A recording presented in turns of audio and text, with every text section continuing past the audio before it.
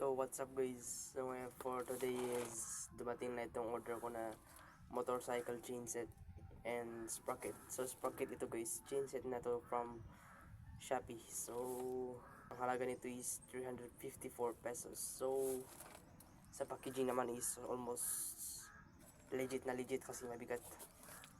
At to sinilid na nila para dun sa Rossi DL150.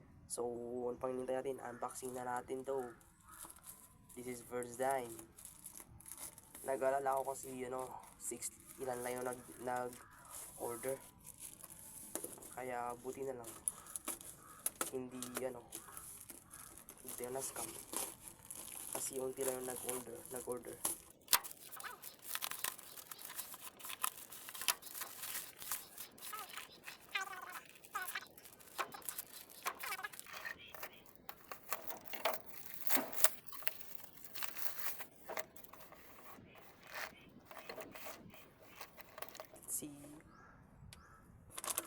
So, walang sprocket.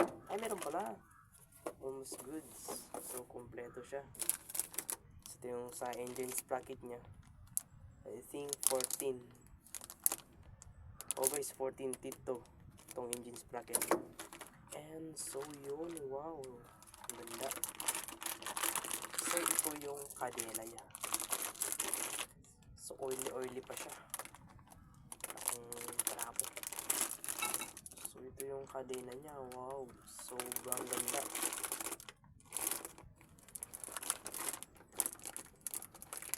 Meron natin ito yung rear sprocket na. So ito ang laki para dun sa, so yan yung Rossi guys, para dyan. So yung engine sprocket na matagal na kasi, stock na eh. Kinuha ko lang ng ganyan na. Ang napalitan lang is yung rear sprocket, which is bad kasi hindi napalitan yung chain at yung engine sprocket. So yun. At kind of lang ko na lang ganito ng whole set. So ito, yan. Goods na goods, legend. Isang ko nga.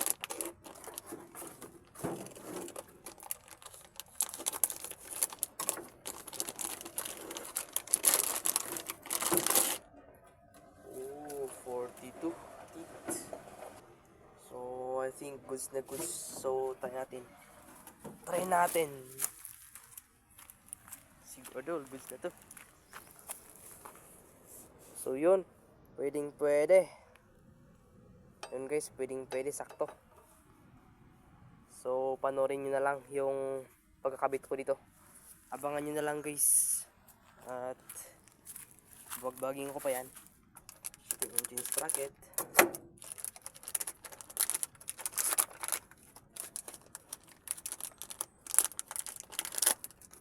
So, yun. So, talagang stock siya. Pero at least, all goods.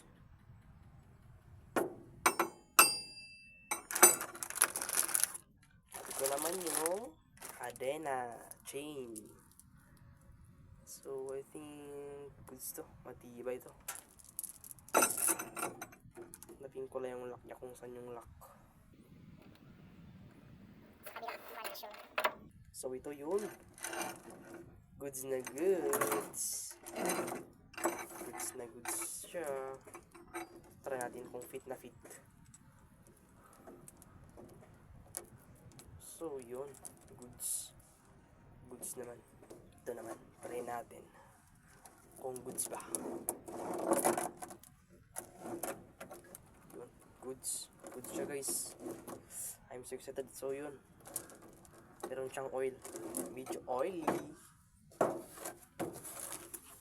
Saka na ko na lang yung kabit ko. Panorin nyo na lang guys sa aking pagkakabit nitong chain set kay Rossi DL150. So yan siya guys. The next day. So yan, what's up morning guys. So ito na yon. Naipalit ko natin na yung chain nya. At ito naman yung sprocket nitong ito. yung set niya na sprocket dito sa rear is malaki yung hub niya, yung dito cylinder niya ito, kaya hindi makapasok dito at sobrang ito hindi kumakasya ito, sobrang haba, malawak yung butas nun. Hindi ko alam kung pang Rossi 150 ba yun, pero ito kasi is DL 150, so ito binalik ko, at least goods. Ito lang yung napalitan noon, tapos stock yung kadena at engine sprocket. So ito goods pa na itong sprocket. So ito na yan. So yan. So goods na rin to. Engine sprocket. Yan, nilinisan ko na rin. Nung kahapon is, kasi nung kahapon ko na, sorry guys, hindi ko na na-videoan kasi masikip yung masikip yung repairan ko nitong motor. Pinag-ayusan ko.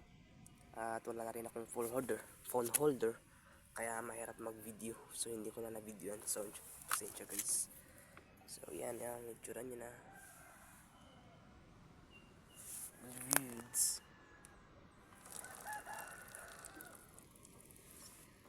So yan lang, ginta guys. So yan. Thanks guys for watching. Please like, comment, and subscribe. Peace out.